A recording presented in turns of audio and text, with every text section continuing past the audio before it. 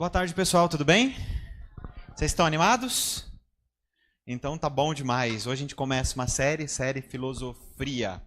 Que filosofia? Hoje a filosofia tá em alta, né?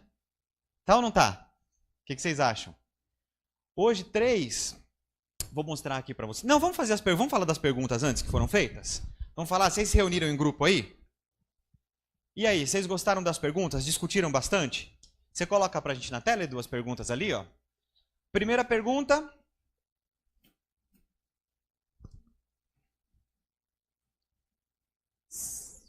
Beleza, primeira pergunta.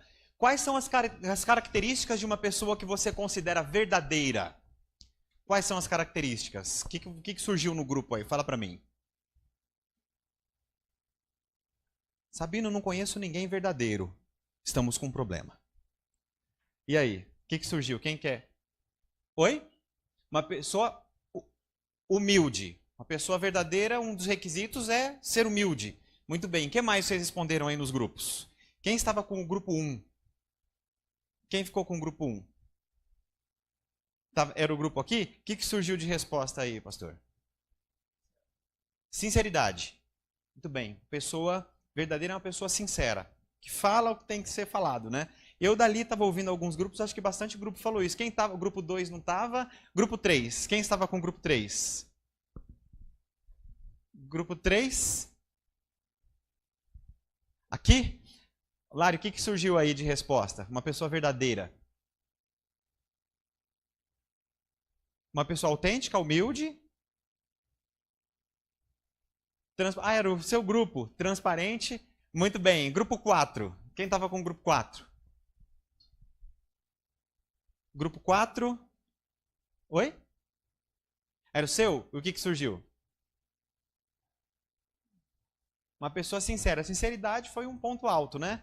Só tínhamos 4 ou tínhamos 5 grupos? 5. O grupo 5, quem tinha ficado com o grupo 5? Vocês?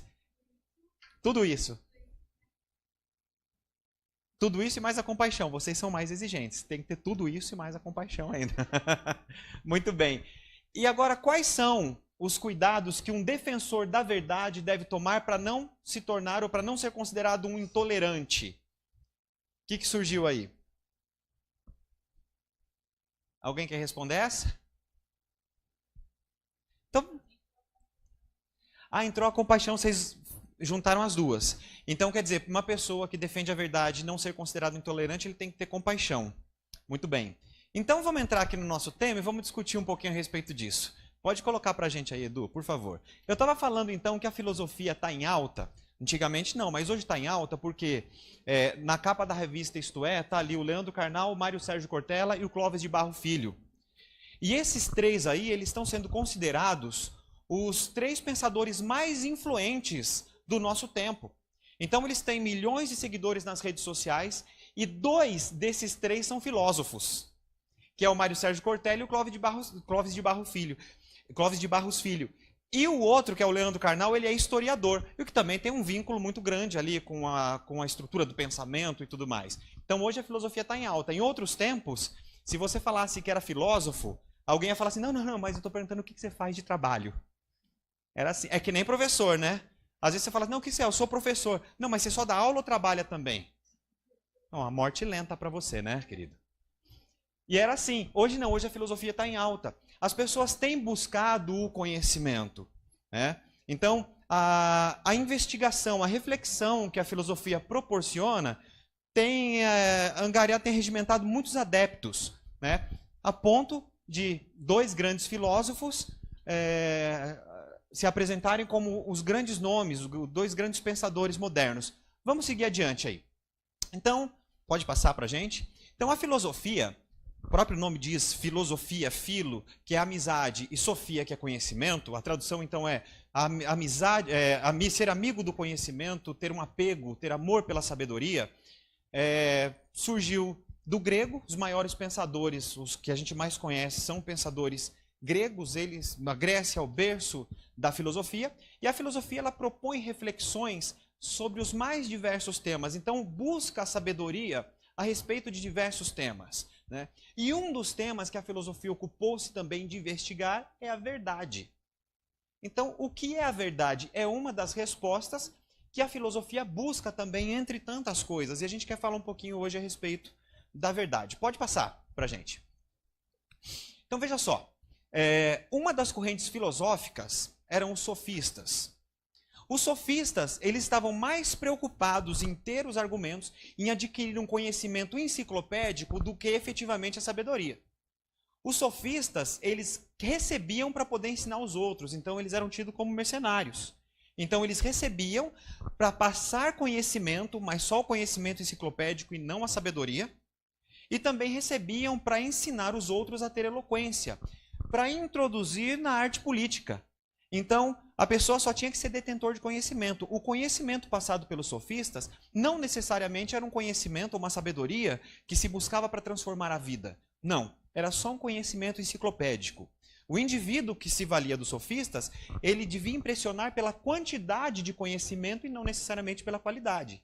E ele deveria defender muito bem, com eloquência, aquilo que ele acreditava, a ponto de convencer as pessoas. E por qual razão? Simplesmente pelo poder do argumento, simplesmente para poder alcançar um status elevado.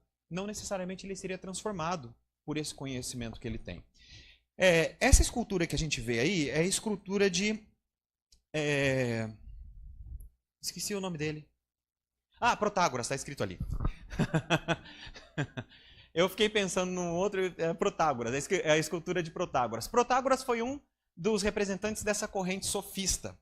E o Protágoras, ele cunhou essa frase aqui que talvez vocês conheçam, que é: o homem é a medida de todas as coisas.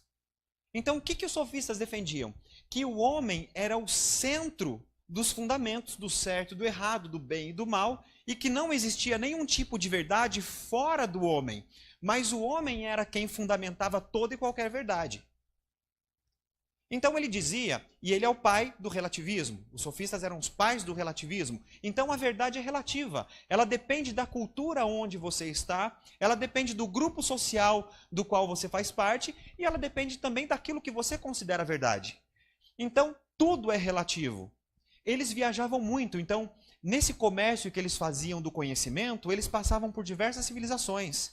Então cada civilização eles tinham contato com uma cultura diferente. Então, em cada lugar que eles estavam, eles entendiam que aquela cultura era uma verdade. Portanto, o seu conhecimento a respeito de bem e de mal, de certo e de errado, dependia de onde você estivesse. E eles poderiam coexistir. Ao mesmo tempo que você considerava alguma coisa errada, você poderia considerar certo se você estivesse em outro contexto. Então, tudo era muito relativo e o conceito de verdade não era nada mais que um ponto de vista. Afinal de contas, o homem era a medida de todas as coisas e ponto final. Se de repente eu entendesse que você tinha mais posses do que eu, e que eu me sentia, portanto, lesado, que você teve mais oportunidades e eu não, e eu entendesse que isso era um fundamento verdadeiro, eu ia lá e tomava parte dos seus bens para mim. Isso era certo ou era errado? Depende do ponto de vista. Do meu ponto de vista era certo, daquele outro que estava tendo seus bens subtraídos era errado. Mas isso é relativo, é um ponto de vista. Afinal de contas, o homem é a medida de todas as coisas. Esse era o pensamento sofista. Pode colocar a próxima tela, e como a gente falou então, essa visão é a visão relativista da verdade.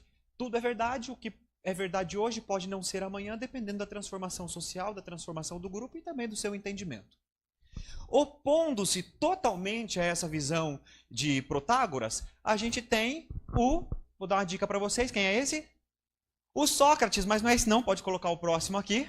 Vamos lá. Isso aqui foi uma homenagem que eu fiz ao Wesley, que é meu amigo, pode colocar o próximo. Não deixa muito essa imagem na tela não, por favor. Por causa do time mesmo. E Sócrates, ele se opunha totalmente ao relativismo. Sócrates, ele dizia que existe sim uma verdade com V maiúsculo, uma verdade absoluta, que ela é pré-existente ao homem. Então, ele dizia o seguinte: conhece-te a ti mesmo. Qual que era o entendimento dele? Que o homem ele deveria buscar essa verdade que pré-existia a ele, mas essa verdade estava dentro dele. Então o homem deveria se conhecer e descobrir essa verdade no âmago dele. E ele dizia, mas como que se descobre essa verdade? essa verdade é a verdade que leva às ações virtuosas.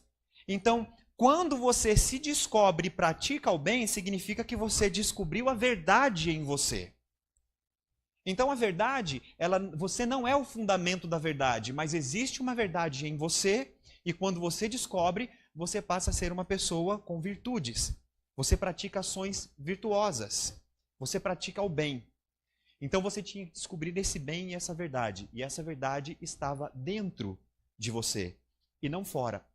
Interessante que Sócrates, ele não viajava, ele nunca saiu de Atenas.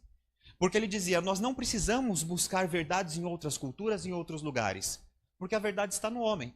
Enquanto os sofistas viajavam por tudo quanto é canto para fundamentar a sua filosofia, Sócrates não. Sócrates ele ficava onde ele estava, dizendo, a verdade está em mim e eu preciso concentrar-me em mim mesmo para descobrir essa verdade. Então, a máxima dele era, conhece-te a ti mesmo. E é interessante que ele tinha um ponto de partida bem bacana. Qual é a próxima frase dele? Essa frase todo mundo conhece, né? Só sei que nada sei. Então Sócrates ele propunha o seguinte, reconheça a sua ignorância, que a partir do momento que você reconhece a sua ignorância, você consegue buscar a verdade.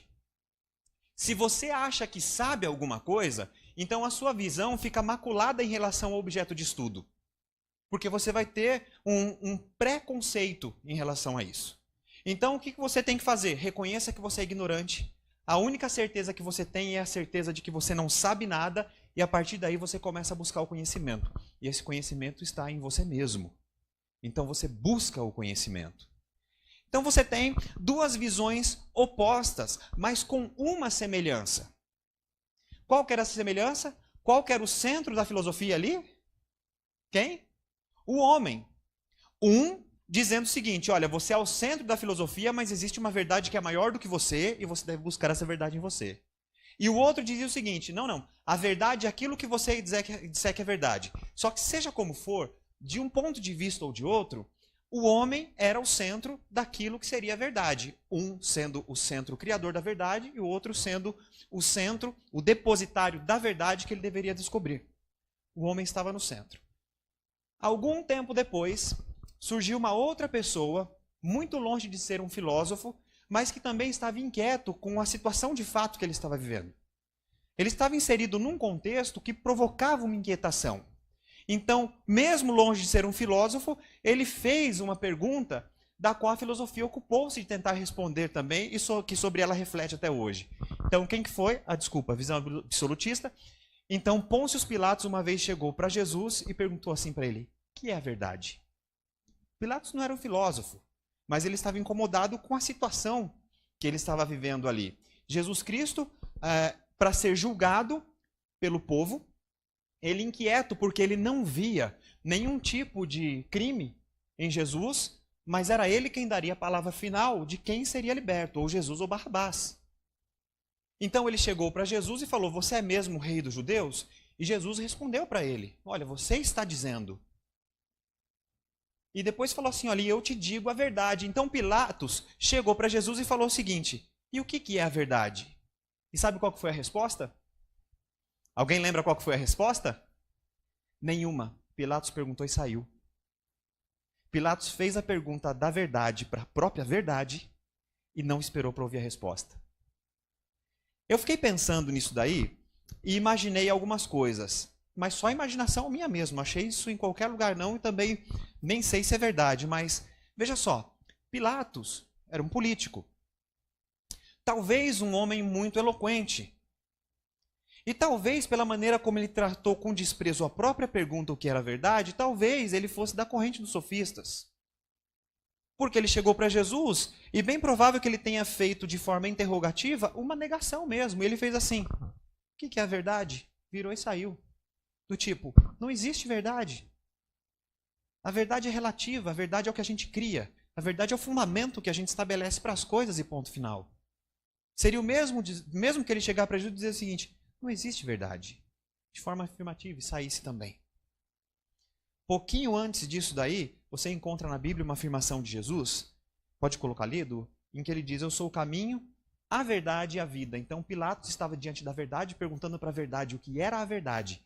e simplesmente saiu sem ouvir a resposta do que era verdade.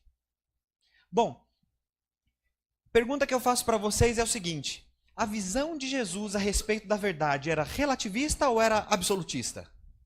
O que vocês acham? Existe uma verdade absoluta? O que vocês acham? Passa para a gente ali, Edu, por gentileza. Jesus seguia a visão absolutista da verdade, mas a diferença dos anteriores era que esta verdade era centrada em Deus e não no homem. Então, você percebe que Sócrates, ele inicia um pensamento muito bem intencionado, só que tratando o homem como sendo o centro ou de onde a verdade brotava. Era o depositário da verdade. Mas Jesus amplia o pensamento de Sócrates, dizendo, de fato, a verdade leva às ações virtuosas, o homem deve perseguir sim a verdade. Ele deve se dedicar a descobrir a verdade que o leva a essas ações virtuosas. Mas essa verdade não está no homem, essa verdade está fora do homem, essa verdade está em Deus. E ele dizia, eu sou o caminho, eu sou a verdade e a vida. Porque Jesus era Deus. Jesus é Deus. E segue. Então vamos pegar algumas características do que é essa verdade absoluta. Então você preenche aí no seu guia de mensagem. A essência da verdade é uma pessoa. Vejam só, a essência da verdade não é pessoal.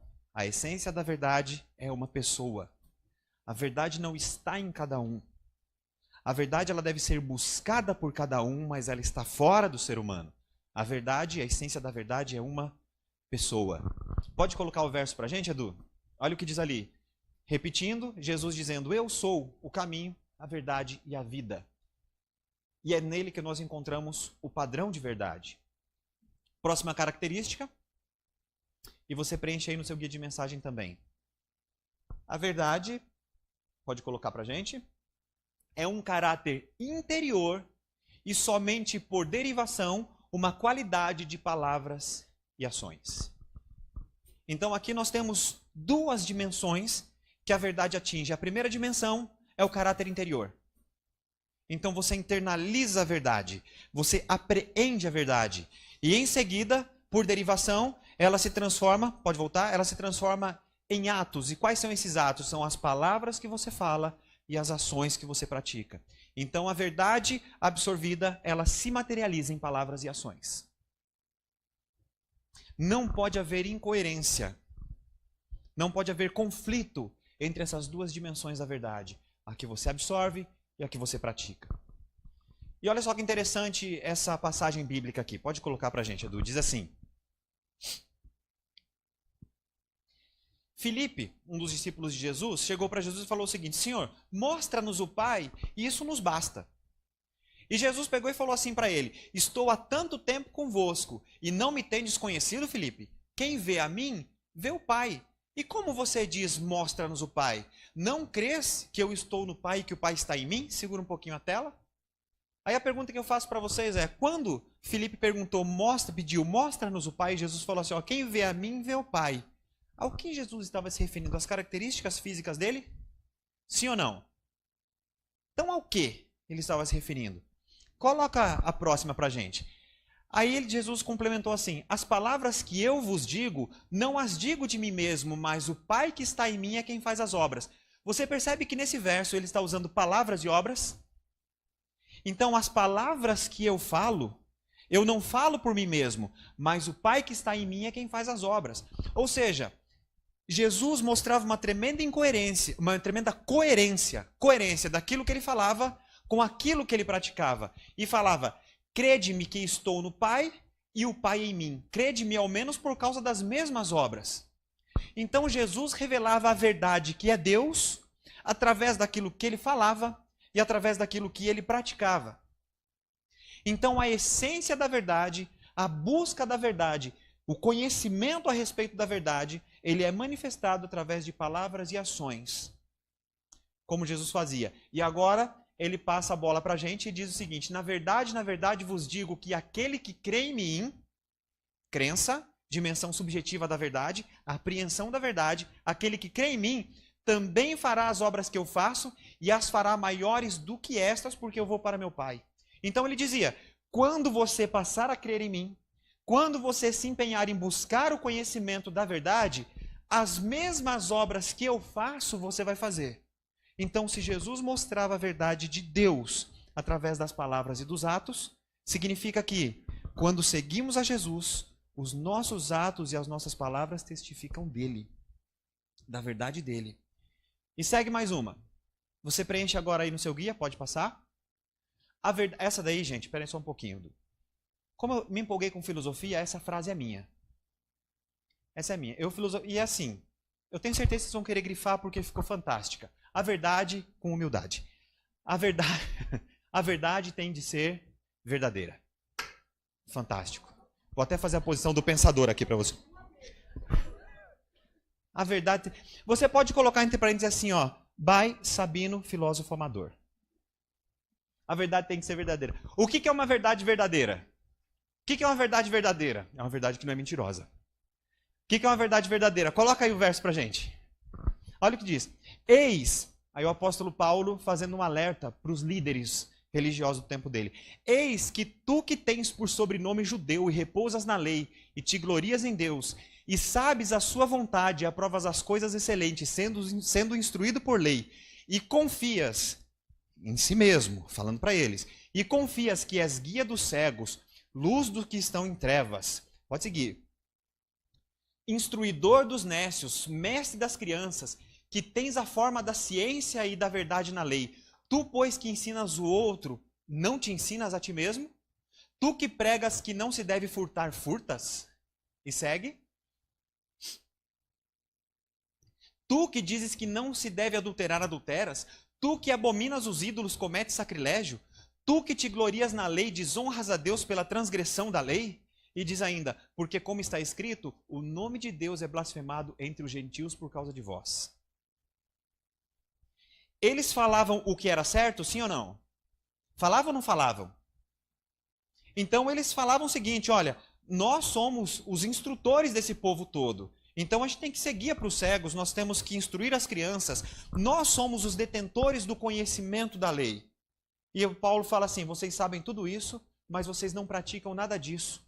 Sabe o que acontece com a verdade quando existe uma incoerência entre o que se sabe e o que se pratica? A verdade é completamente desmoralizada. E quando nós estamos falando de Deus, o nome de Deus é blasfemado. Só que a culpa não recai sobre quem blasfema. A culpa recai sobre aquele que tem a responsabilidade de ensinar o que é certo. Então, se eu sei o que é verdade, se eu apreendi a verdade e ajo de forma incoerente, o nome de Deus é blasfemado e a verdade é desmoralizada. E ele alertou dessa forma os líderes da sua época. Pode seguir. Então, outra frase. A verdade é, e você preenche aí no seguinte de mensagem, é libertadora. A verdade é libertadora. Um dos versos mais conhecidos, eu vou usar um outro, é que conhecereis a verdade vos libertará. É esse daqui. E o próximo, eu quero colocar uma frase para vocês bem bacana, pode colocar. A maior libertação que Jesus pode te proporcionar é do medo do desconhecido. Essa frase é minha também, você pode preencher aí. A maior libertação que Jesus pode te proporcionar é do medo do desconhecido.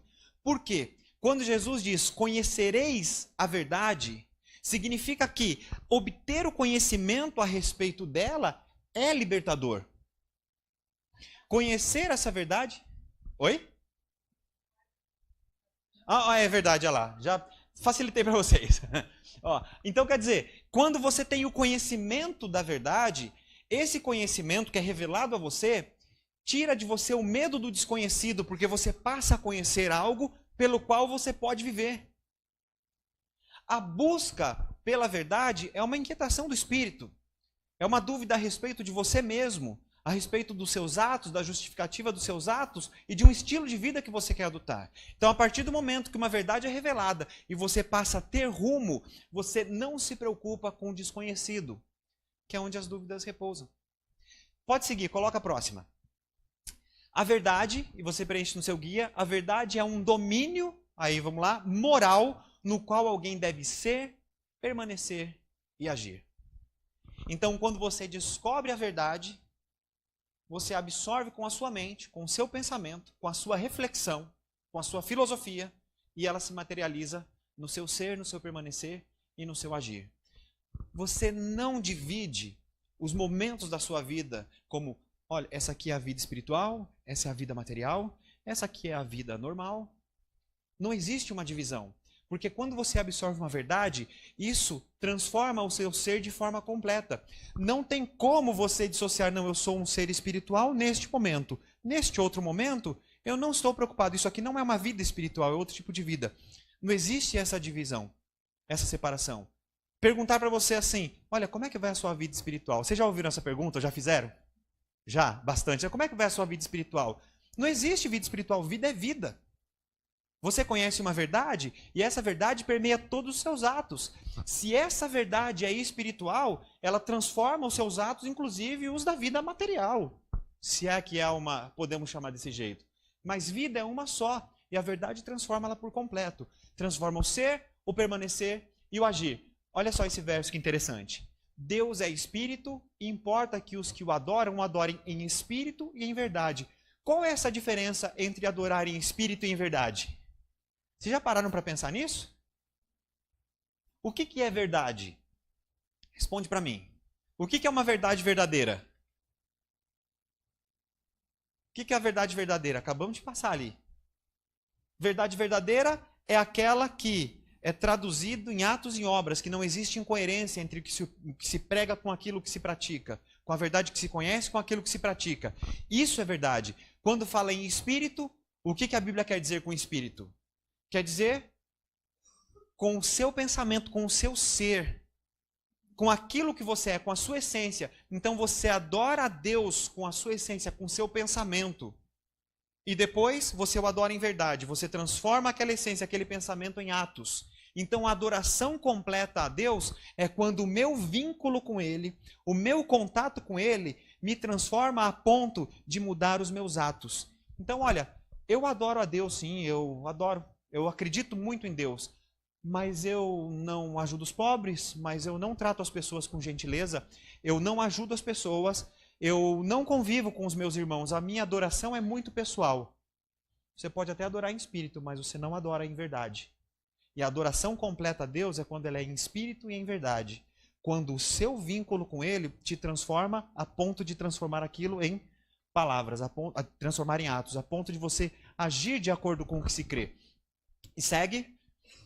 A próxima. A verdade, você pode riscar esse daí, que não é é que eu esqueci de apagar. A verdade é proposicional, é isso que vai aparecer? A verdade é proposicional. Sabe o que isso quer dizer? Eu achei uma frase bem interessante, quero ler com vocês, pode colocar. Diz assim, a verdade moral não é construída, ela é revelada. Ela é descoberta e não determinada por um voto da maioria. Tem autoridade e não é meramente uma questão de preferência pessoal. Você percebe que essa frase aqui, ela vai contra totalmente a ideia dos sofistas. Então a verdade não é um voto de maioria, a verdade não é um consenso. Não se estabelece a verdade pelo voto, pelo consenso. A verdade ela é proposicional, ela é anterior e ela vem para transformar, ela tem autoridade e não é só uma questão de preferência. Olha, goste ou não, é verdade. Ainda que todo mundo faça a mesma coisa, o que é certo, o que é certo, o que é errado, é errado. E ainda que você seja o único fazendo o certo é certo e o errado é errado. Então não é a sua atuação, o consenso, o voto, a combinação da maioria que vai transformar o certo em errado e o errado em certo. A verdade é anterior e ela é proposicional. Coloca a próxima pra gente. E você, agora como aferir a verdade, nós falamos das características, agora como que a gente faz para medir a verdade. É claro que algumas propriedades, como calor, frio, você consegue medir, você consegue sentir. Você consegue pela sensação, pelos seus sentidos observar. Mas como que você faz para medir a verdade? Como que você faz para aferir essa verdade? Primeiro é a observação de causa e efeito. E a Bíblia diz o seguinte, pode colocar para a gente. Se alguém quiser fazer a vontade dele, a vontade de Deus, pela mesma doutrina conhecerá se ela é de Deus ou se eu falo de mim mesmo. Então diz o seguinte, Jesus falando, olha, vocês vão saber se aquilo que eu falo é verdade a partir do momento que eu ajo da maneira como eu falo. Então a pessoa pode ter até uma aparência de piedade, agir bem e falar bem, mas se há incoerência, mais hora menos hora, isso vem à tona e é descoberto. No momento de crise, o que nós somos realmente acaba sendo revelado. Então eu posso ter uma tremenda aparência de piedade aqui para vocês, posso falar, posso agir, posso fazer o que for, mas se eu estiver desconectado da essência, o que vai acontecer? Mais hora menos hora, no momento crucial, eu vou negar toda essa aparência de piedade que eu tenho, porque ela é superficial. Ela não tem raízes em uma filosofia, ou numa sabedoria, ou num conhecimento. Passa a próxima. Aí você preenche agora no seu guia também. A verdade, pode colocar para a gente, é a ação correta. A verdade te leva a agir corretamente. E o que diz? Mas o fruto do Espírito é o quê? Amor, gozo, paz, longanimidade, benignidade, bondade, fé, mansidão e temperança. O que é o fruto? Fruto é aquilo que a árvore produz e que fica visível. Então você percebe que o indivíduo tem a verdade quando os frutos dele dizem respeito aos frutos do Espírito, que são esses daí. Se nos atos dele é revelado amor, gozo, paz, longanimidade, benignidade, bondade, fé, mansidão e temperança, você tem um indício muito forte de que esse indivíduo pratica a verdade. Pode seguir. Agora a gente vai para um próximo ponto, que são algumas inquietações atuais. A gente tem uma passada geral sobre a verdade, sobre algumas características da verdade absoluta e sobre como aferir essa verdade. Agora algumas inquietações atuais. A pergunta sobre a verdade, você preenche aí, também é uma pergunta sobre o próprio eu.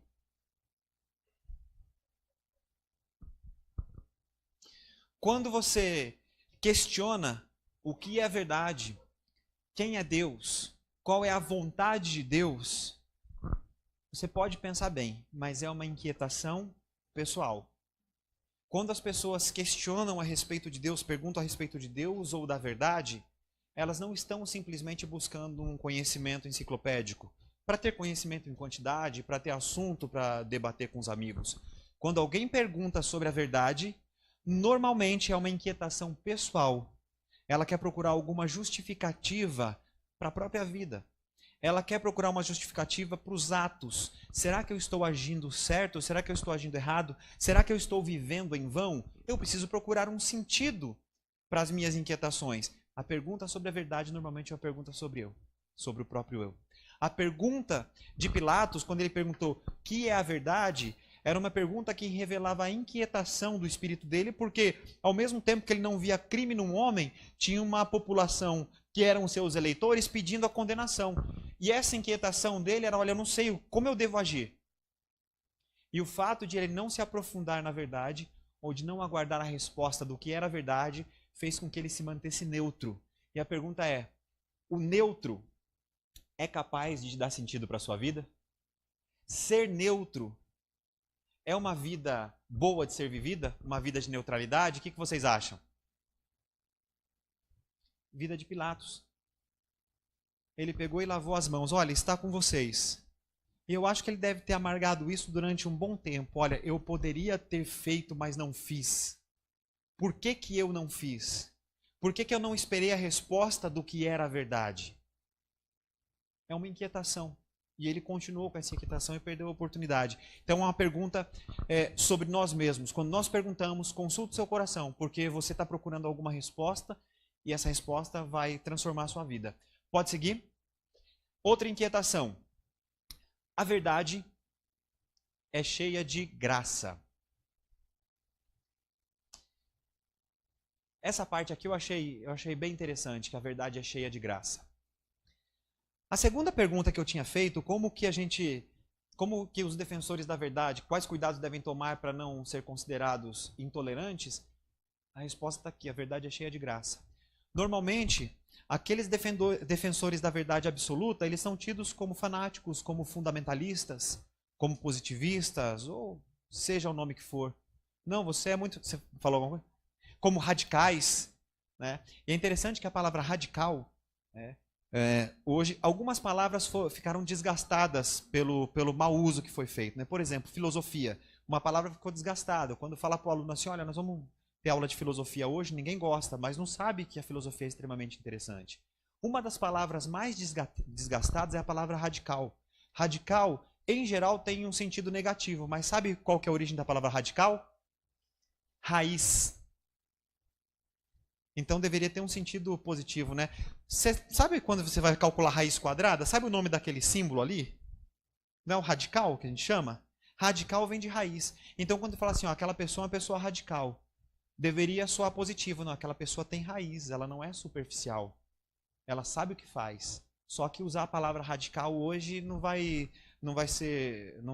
trazer um sentido positivo. Mas é isso. Mas no sentido que a Lu falou, é exatamente isso. Olha, as pessoas que defendem uma verdade absoluta, eles são radicais, são intolerantes e tudo mais. Sabe por que se corre esse risco? Porque normalmente, alguém que defende a verdade, esquece que a verdade verdadeira, ela é cheia de graça. A verdade mesmo, ela não faz com que você confronte pessoas, mas faz com que você confronte ideias. Aí o grupo aqui respondeu de uma forma fantástica. Olha, para você não ser considerado assim, você tem que ter compaixão. Então você pode ser um defensor da verdade absoluta e nem por isso você ser destituído de compaixão. Pelo contrário, a verdade verdadeira, ela faz de você uma pessoa cheia de compaixão, cheia de graça. Ela faz você ser uma pessoa que defende a verdade de Deus com a mesma veemência de Jesus, mas que você pratique a misericórdia da mesma forma como ele praticou. Segue. Olha só. E o verbo se fez carne, Jesus, e habitou entre nós. Vimos a sua glória como a glória do unigênito do Pai. Cheio de quê? De graça e de quê? De verdade. Olha, duas características que foram usadas para descrever a vinda de Jesus. A vinda do verbo, ele se manifestou cheio de graça e de verdade. Então, peraí. Para eu ser verdadeiro, eu tenho que ser cruel? Para eu ser verdadeiro, eu tenho que ser uma pessoa intolerante? Pelo contrário. Se nós estamos buscando a verdade de Jesus, essa verdade vai transformar você numa pessoa cheia de graça, mas um defensor veemente também. De ideias. Você combate ideias, não combate pessoas. Pode seguir o próximo.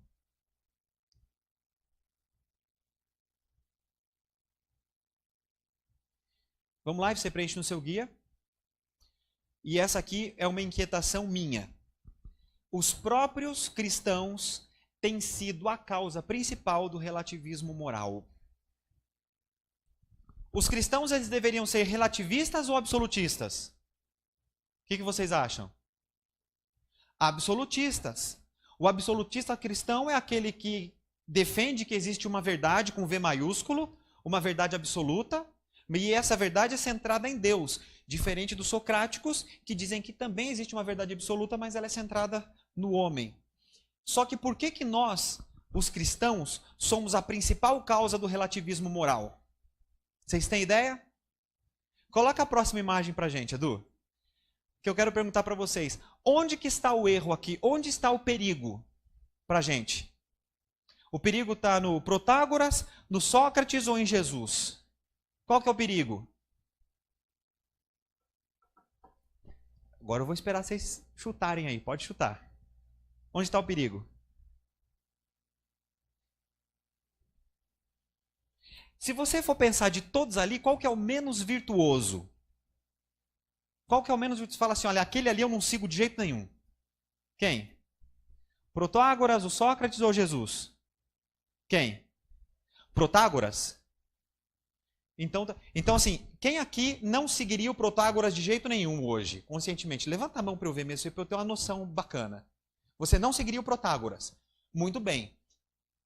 Então, a partir do momento que você refuta completamente a ideia de Protágoras, ele não é um perigo para você. Porque ele é totalmente oposto. E o oposto a gente repele. Então, a ideia dele não me seduz. Onde está o perigo? O perigo está onde? O perigo está em você que é cristão, tentar reduzir o conhecimento que você obteve com Jesus a um conhecimento socrático. Eu não estou criticando Sócrates, um homem virtuoso. Mas o grande problema é que muitas vezes uma frase despretensiosa que a gente normalmente fala, todo mundo fala, e hoje fala mais ainda, ela acaba trazendo um pensamento cristão e misturando com um pensamento socrático. Que frase é essa? Coloca pra gente, Edu. A frase é: Pode pôr? Eu não acho que Deus... Você já falou essa frase? Já ouviu? Olha, eu não acho que Deus... O que você está querendo dizer com essa frase tranquila e despretensiosa? Você está dizendo o quê? Olha, o meu achar, eu estou trazendo a verdade de Deus para o meu achar. Então eu estou centrando aquilo que deveria ser verdade em mim e emitindo a minha opinião como se fosse a opinião de Deus. Significa que você não está sendo sincero nem se você fosse socrático e você não está sendo sincero nem se fosse cristão. Quando você diz, olha, eu não acho que Deus se importa com tal coisa, você está trazendo o centro da verdade de Deus para você, porque o achar é seu. Ao contrário de que Jesus falava assim, olha, eu faço a vontade do meu Pai, porque a vontade é dele. Então eu trago a vontade dele e pratico. Eu não faço o caminho inverso, de mostrar a minha vontade e atribuir a Deus como se a minha vontade fosse a palavra dele. O maior perigo que a gente enfrenta hoje é relativizar o absolutismo. Talvez nós sejamos absolutos relativistas ou relativos absolutistas, o que é uma mistura extremamente nociva e sedutora. Porque atrás do eu não acho que Deus tem a intenção dessa pessoa de ser politicamente correta. Concorda ou não? Muitas vezes eu não acho que Deus é para te tornar uma pessoa menos intolerante. Quando na verdade você não precisa abrir mão ou mesclar ideias ou abrir mão de princípios cristãos para você ser considerado tolerante ou intolerante. A tolerância vai de como você trata as pessoas e não das ideias que você tem. E o contrário também tem gente que fala assim, olha, algumas pessoas, olha, eu não acho que Deus se importe, vamos usar um pouquinho da ideologia de gênero que está sendo muito debatido, eu não acho que Deus se importe com duas pessoas do mesmo sexo, desde que elas se amem, desde que elas sejam fiéis umas às outras, uma à outra, desde que elas cuidem da família, que elas ajam de acordo com a moral, com os bons costumes. Então eu não acho que Deus vai se importar com isso. Esse eu não acho que Deus é o seguinte, olha, essa aqui é a minha ideia, eu acho que Deus apoia a minha ideia. Você está se transformando no centro das ideias quando você deveria buscar a Deus, através da Bíblia, através da oração, para perguntar, Deus, o que você acha disso? E eu trago para cá. Então aquilo que Cristo ampliou e ensinou como verdade, eu reduzo e volto a ser o centro das coisas. E o inverso também é verdadeiro. Tem algumas pessoas que são extremamente cristãos, esses, talvez fanáticos ou radicais no sentido equivocado do termo, diz o seguinte, olha, eu não acho que Deus vai aprovar que você faça tal coisa. Eu não acho que Deus esteja nessas igrejas onde se faz barulho. Eu não acho que Deus esteja nessas igrejas onde se pregue tal coisa. Então você está fazendo o inverso. Agora você está trazendo do mesmo jeito, a mesma vontade de Deus, mas você está pretensamente sendo cristão. Defendendo uma verdade. Mas espera aí, é o seu achar? Ou é o assim diz o Senhor? Ou é como Deus fala? Nós devemos tomar um cuidado muito grande com essa frase, porque é uma frase muito sedutora e muito fácil de ser falada hoje. Eu não acho que Deus. Supera isso. Nós não achamos nada que Deus acha e a gente faz a vontade dele. O caminho da verdade é esse. Nós trazemos a vontade de Deus, absorvemos como verdade, e isso nos transforma. Então nós começamos a pregar e praticar a mesma coisa com total coerência. A partir do momento que eu falo, eu não acho que Deus, eu estou voltando lá no período socrático e dizendo, o homem é o centro de todas as coisas. Basta o homem ser bem intencionado, buscar a verdade e praticar coisas boas. Isso não é suficiente. O suficiente é você ter a verdade e o Espírito. Adorar a Deus, Espírito e em verdade. Não basta só uma prática. Tem que ter um fundamento para isso. E esse eu não acho que Deus é o que tem tornado hoje as coisas extremamente relativas. E muitas vezes, para fugir de algumas verdades absolutas, de uns princípios imutáveis, a gente se esconde atrás dessa frase, eu não acho que Deus. Então, quando nós falamos do casamento, eu não acho que Deus. Quando nós falamos do sábado, olha, eu não acho que Deus vá se importar com isso. Quando nós abrimos mão de princípios, como o sábado, como a família, mas olha, eu não acho que Deus... Você procura para justificar algo que você talvez não queira perguntar para Deus. Talvez você tenha ideia de que a resposta seja contrária àquilo que você quer. Mas eu não acho que Deus... Deus diz, Deus é correto e Deus é absoluto. Ceder a algumas pressões culturais é o mesmo que negar a onisciência de Deus. Deixa eu fazer uma pergunta. Você acha que Deus já conhecia, desde há muito tempo, que o mundo chegaria onde chegou e estaria como está hoje? Sim ou não? Então você acha que Deus ele já estabeleceu as coisas, as suas regras, as suas leis, os seus princípios, conhecendo o que aconteceria hoje, portanto ele já estabeleceu para ser usado hoje? Ou Deus falou, vou fazer isso, quando chegar lá na frente eu mudo as coisas para adaptar a verdade? O que você acha? Ele já conhecia e fez tudo programado? Sim ou não? Deu livre-arbítrio para eu decidir entre o sim ou não. Mas a verdade dele foi estabelecida lá no passado, com base na onisciência dele, com o que ele sabia que ia acontecer hoje, sim ou não? Completamente. Então, o eu não acho que Deus é uma forma de adaptar a verdade. Tem pessoas que falam assim, não, mas olha, isso aqui diz a Bíblia, mas foi num outro contexto. Não se aplica hoje. Quando eu falo não se aplica hoje, quer dizer, olha, Deus ele tinha um conhecimento parcial até uma certa data do tempo. Porque ele escreveu isso aqui só até para o ano passado, porque esse ano já mudou tudo. Então Deus precisa dar uma nova revelação aí. Não. Se eu acredito realmente na verdade imutável, na verdade absoluta, eu também acredito na onisciência de Deus. De que, olha, apesar de certas coisas parecerem totalmente em desuso, na verdade é o meu olhar que está fazendo isso. Porque Deus já enxergava hoje, já sabia que aquilo que ele estabeleceu no passado serviria para hoje e deveria estar vivo até hoje. Só que muitas vezes nós relativizamos, justificando que os tempos mudaram e que a cultura mudou. Ora, então eu sou um melhor conhecedor da cultura do que Deus. Porque afinal de contas eu tenho que adaptar a verdade dele. Porque afinal de contas eu não acho que Deus. Existe uma verdade absoluta, uma verdade com V maiúsculo, uma verdade que é imutável.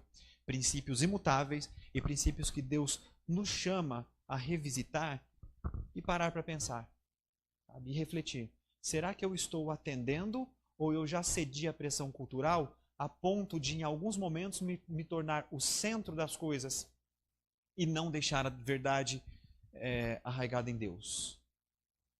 Coloca o próximo para a gente.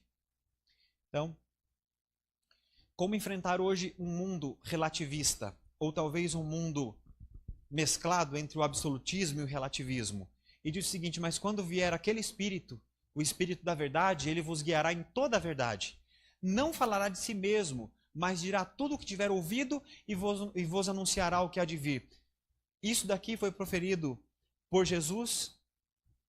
Quando ele subiu ao céu, ele falou, eu vou mandar para vocês um Consolador, o Espírito Santo. Esse Espírito Santo já veio ou não veio? Veio. O que falta? Falta a gente aceitar que ele nos guie por toda a verdade. Então ele não vai guiar você por uma verdade parcial, ele vai guiar você por toda a verdade. Então hoje eu só enfrento um mundo relativista quando eu estou munido da verdade. E essa verdade eu não tenho ela como escudo. Essa verdade eu tenho como filosofia de vida. Eu vivo assim, essa verdade é para atrair as pessoas e não para repelir as pessoas. Então hoje, pode colocar para a gente, quais são as características ou como a gente enfrenta o mundo? Pessoalmente, primeiro, ter em Deus o padrão de verdade. O meu padrão de verdade é Deus. E ponto final. A partir daí derivam todas as outras. Ser coerente com os pensamentos e com as ações. Não ter medo do futuro em razão da sua crença, afinal de contas, a verdade liberta.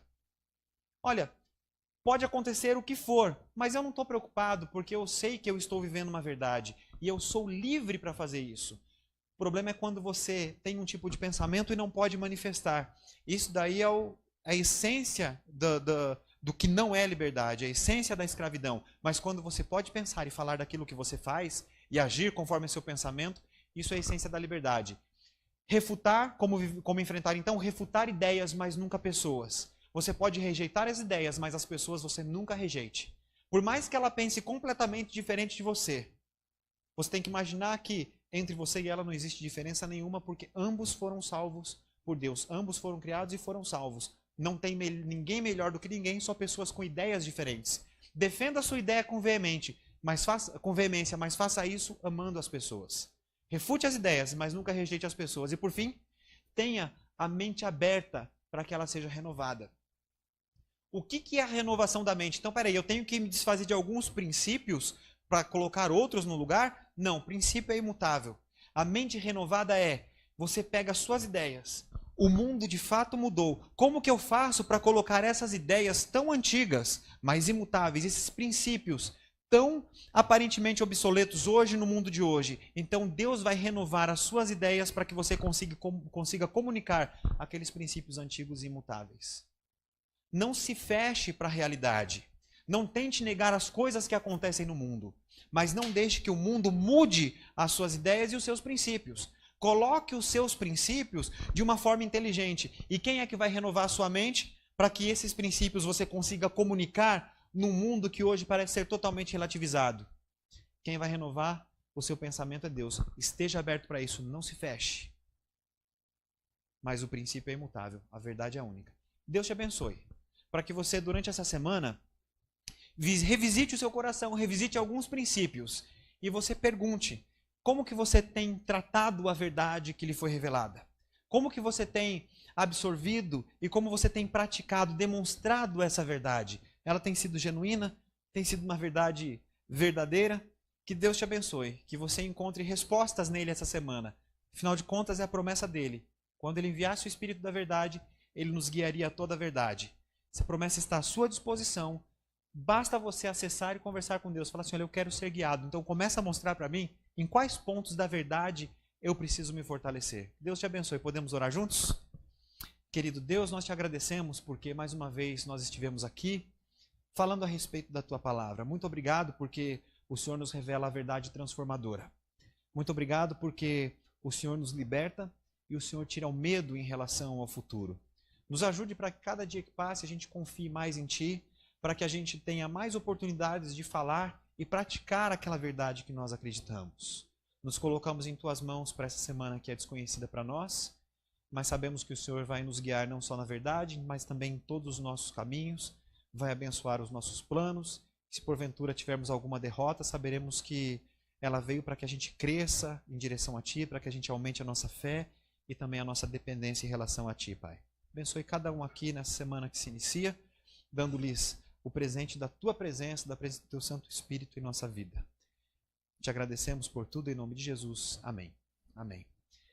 Muito obrigado pela presença de todos. Próxima semana estaremos aqui de novo com mais um tema dessa série Filosofia. Terminando aqui, nós vamos subir para o nosso momento de confraternização, para o nosso coffee break, tá bom? Então, boa semana a todos.